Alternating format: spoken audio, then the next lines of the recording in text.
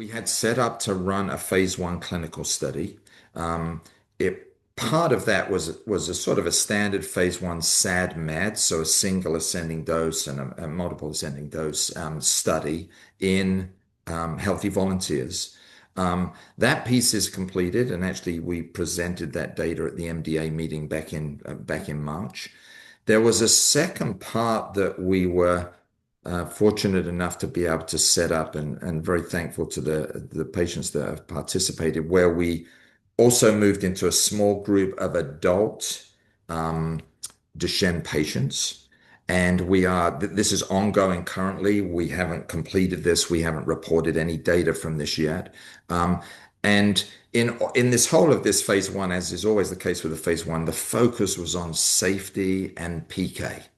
We wanted to make sure the drug translated from preclinical to clinical in the way we would have predicted. We wanted to make sure, of course, that it was safe, as you always have to do. And we wanted to make sure that was true in the patients as well as in the healthy volunteers, because, a lot going on in a complex disease, as I mentioned, like Duchenne, and we wanted to be sure. So our SAD/MAD was extremely clean. The drug looks very safe. We had no serious adverse events or anything from that, which is what we wanted in terms of that step forward towards phase 2 studies in patients. And as soon as the second piece, which is, as I say, in these adult patients with 28 days of dosing, is complete, we'll bring that forward and present that information. But none of that is pointed at showing any sort of efficacy. I mean, those were set up for safety and for PK.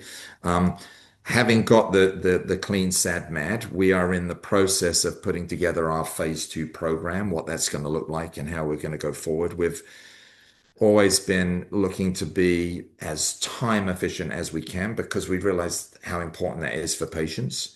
And so we're trying to move as quickly as we can into the patient populations, and we'll do that across multiple jurisdictions to make sure that we get to patients here in our phase 2 clinical study.